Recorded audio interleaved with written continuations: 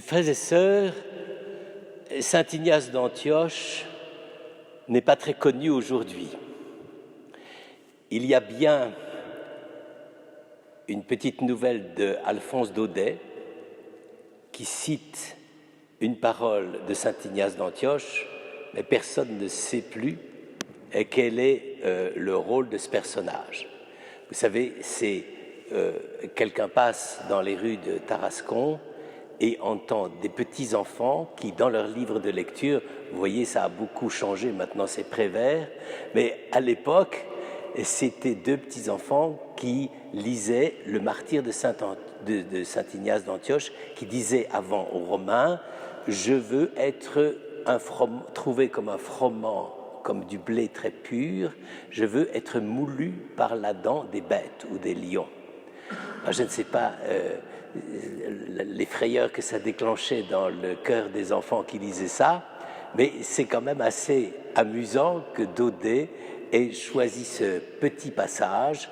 Pourquoi, on ne sait pas trop, mais c'est effectivement une injonction que ce personnage, Ignace, adresse aux chrétiens de Rome. Nous sommes dans les années 110 à peu près, au début des années 110, et il a été arrêté à Antioche et il doit être déporté à Rome pour y subir probablement le martyre, mais rien n'est encore tranché. Et c'est d'ailleurs pour ça qu'il sait déjà, parce que j'allais dire à l'époque, le téléphone romain était beaucoup plus efficace que le téléphone arabe, et donc il sait qu'il va à Rome et que peut-être la communauté de Rome va se battre pour obtenir sa libération. Et il ne veut pas. Il ne veut pas, et donc il dit, écoutez, fichez-moi la paix, je suis parti à Rome, c'est pour y mourir, c'est pour y donner ma vie pour le Christ. N'essayez pas de me refuser ce cadeau de Dieu qui est de mourir martyr, et de fait, il est mort sans doute martyr, comme il le décrit lui-même, je veux être mangé par les lions. Bon, ça c'est le côté connu de saint Ignace, et j'allais dire, ça c'est un petit côté populaire, si vous voulez, de récit populaire. Mais le fond du problème, c'est que cet homme-là, évêque, est sans doute très vieux à l'époque où on le connaît surtout, c'est-à-dire au moment de sa route vers Rome et de sa préparation au témoignage du martyr. Et cet homme a eu une sorte d'intuition sur la situation de l'époque des différentes églises. En effet, qu'est-ce qui s'était passé? Depuis les premiers élans, les premiers mouvements de l'évangélisation missionnaire, dès le début des années 30, tout reposait sur une mission, j'allais dire, en voyage. On était envoyés, comme Paul, comme Pierre, comme les autres apôtres, etc. Et chacun avait des territoires, des villes dans lesquelles il annonçait l'évangile. Et c'est quand même assez extraordinaire, ça a marché. Ça a marché, sauf que, évidemment, c'est quand même une culture, pour les premiers chrétiens, ce n'est pas des gens très riches, donc il n'y a pas l'enracinement dans un livre, dans des écritures. D'ailleurs, toutes les épîtres, tout ça, dans les années 50-60, ce n'est pas encore écrit, n'est-ce pas? Donc on n'a pas de référence fixe comme on a aujourd'hui quand on va acheter sa Bible au baptistère, à la librairie du baptistère, n'est-ce pas? Donc le christianisme se déploie, mais avec une sorte de souplesse et souvent de variantes. Et il y a des variantes qui sont tellement variantes que ça devient un peu borderline, comme on dit aujourd'hui. Ça devient un peu difficile à voir l'unité dans tout ça. Et évidemment, curieusement, Ignace est au courant de ces choses-là. Et quand il va partir depuis Antioche en bateau, plutôt en cabotage, il ne va pas traverser la mer comme ça, il va précisément d'étape en étape, ne serait-ce que pour refaire les ressources alimentaires à bord du bateau, n'est-ce pas?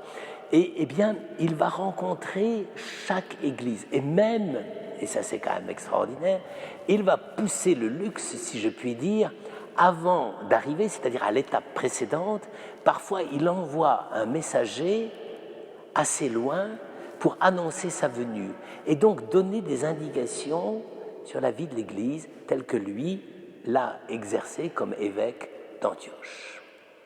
Par conséquent, quel est son but? Quel est le souci de saint Ignace d'Antioche? Eh bien, en gros, c'est deux choses, l'unité, la vérité. Commençons par le plus simple, l'unité. Il s'aperçoit que, à partir du moment où le christianisme prend une dimension qui n'est plus simplement, si je puis dire, locale, c'est-à-dire une église à Antioche, une église à Jérusalem, une église à Corinthe, une église à Philippe ou à Thessalonique. Non, il voit l'efflorescence, c'est le premier grand mouvement d'expansion du christianisme. Son idée, c'est comment assumer et assurer l'unité, non seulement de la communauté, mais aussi l'unité entre les communautés. Donc vous voyez, quand on dit dans le credo, je crois en l'Église une, sainte, catholique et apostolique, c'est composé 200 ans plus tard. Ben oui, pratiquement 200 ans plus tard. Mais il est au courant du problème. C'est-à-dire qu'il faut que les églises maintiennent une unité interne et une unité entre elles. Et c'est pour ça d'ailleurs que, et ça peut paraître extraordinaire, quand vous partez en garde à vue à Rome depuis Antioche, ça prend quand même au moins 2 ou 3 mois, eh bien, au lieu de penser simplement à gérer des petites affaires courantes, qu'est-ce qu'il fait? Il écrit à chaque communauté et aux évêques pour leur dire, écoutez, le principe même de l'unité de la communauté, c'est la conduite pastorale de l'évêque. Et donc, il leur dit à tous, eh bien, faites attention à l'unité, et il ne faut pas se faire d'illusions, il le dit non seulement aux croyants des communautés, mais il le dit aux évêques pour qu'ils aient comme véritable souci l'unité de la communauté. Et donc, voilà la première chose. Et deuxièmement, comme il en profite d'étape en étape, il commence à ébaucher une compréhension de l'unité de l'Église, non seulement dans les lieux où elle est implantée, mais encore entre les communautés, entre elles. C'est-à-dire, il commence à mettre en œuvre de façon très concrète et très pratique ce qu'on peut appeler l'Église catholique, c'est-à-dire répandue par tout l'univers, comme on disait auparavant. Et donc, c'est ça, j'allais dire, le souci pastoral de Ignace d'Antioche, c'est de faire que tout ceci puisse effectivement fonctionner dans l'unité et pour l'unité. Alors c'est pour ça que on lui doit, si je puis dire, une fière chandelle, c'est-à-dire de ne pas laisser l'Église se disperser dans une sorte de variation sur tous les tons et de toutes les manières. C'est le souci de l'unité du peuple chrétien autour du Seigneur passe par le souci de l'unité interne de chaque communauté. On ne peut pas encore parler de diocèse à l'époque, hein, mais de chaque communauté et surtout de l'unité entre les communautés. Si bien que, contrairement à ce qu'on pense, le lien entre les évêques à l'époque, qu'on croit avoir retrouvé avec les conférences épiscopales, on essaye, mais il faut bien avouer qu'aujourd'hui, cette unité nous apparaît souvent, hélas, un tout petit peu trop formaliste et fonctionnariale. Mais à l'époque, c'était véritablement les liens entre les communautés comme telles. Et chaque communauté avait son évêque, et une des grandes activités des évêques dans les années 100, 200, 300, c'était de maintenir le lien entre eux par toute une correspondance que l'on a précieusement gardée. Le deuxième critère pour comprendre l'Église, c'était la vérité. Mais la vérité, pas comprise simplement, si je puis dire, au sens de réciter tous le catéchisme de l'Église catholique. C'était l'unité par la vérité, car la vérité, c'était vraiment la conviction que par la foi, on pouvait être en communion avec la réalité de Dieu. Car vous le savez, et c'est la grande maladie des médias aujourd'hui, pour beaucoup de médias aujourd'hui, plus la vérité s'étend, plus il faut qu'elle soit diluée dans, si je puis dire, l'eau tiède. C'est-à-dire que la vérité, pour être universelle, il faut prendre le minimum basique. Et peu importe, à partir du moment où on a les formules, ça suffit. C'est comme ça qu'on est souvent très très désemparé quand on voit la façon dont certains hommes responsables, politiques, sociaux, tout ce que vous voudrez, utilisent précisément ce qu'on appelle la langue de bois. C'est-à-dire qu'il y a bien un vague contenu, mais finalement ça ne touche pas le problème. Et c'est dramatique, c'est le drame de nos sociétés actuelles, n'est-ce pas? Eh bien là précisément, Ignace, avec une intuition prophétique extraordinaire, dit « Attention, si on veut qu'une communauté soit une communauté chrétienne, il faut qu'elle touche la réalité même de Dieu, du Christ Sauveur, qui vient rassembler la communauté autour de lui. Et par conséquent, si cette Église n'a pas le sens du réel qu'elle confesse par la foi, elle devient quoi? Ça devient ce qu'ils ont appelé une communauté gnostique, c'est-à-dire une communauté de connaissances, une communauté de formules, une communauté de pensée. Mais quand on est croyant, ce n'est pas une communauté de pensée, c'est une communauté de vie, c'est une communauté de réalité. Et pour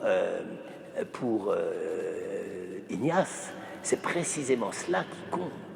C'est le fait que quand on croit, ça nous unit autour de l'unique réalité qui est le Christ mort et ressuscité pour nous, et ça nous unit les églises entre elles dans le seul et unique mystère du Christ sauveur de l'humanité tout entière.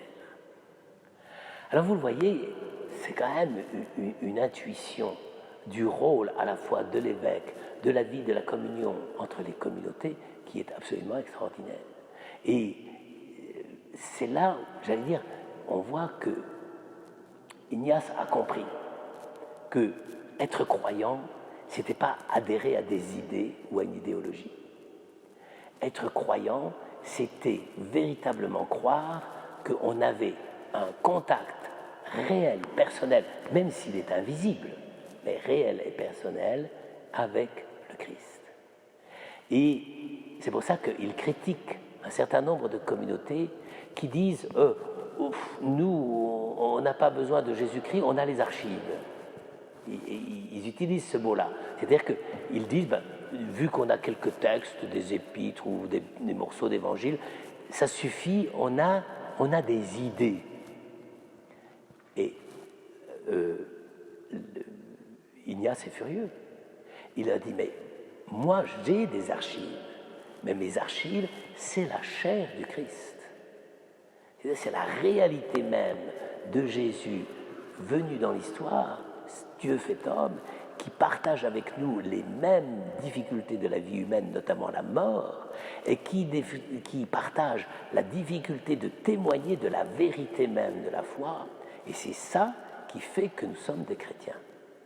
Donc, il est d'une certaine façon celui qui, pour la première fois, a bien souligné l'exigence de vérité de la foi chrétienne, une foi qui ne se dissout pas dans les formules, dans des espèces de programmes idéologiques, c'est la réalité même du Christ fait chair, du Christ mourant pour nous et du Christ ressuscitant pour nous, qui fait de nous ce que nous sommes, l'Église de Dieu.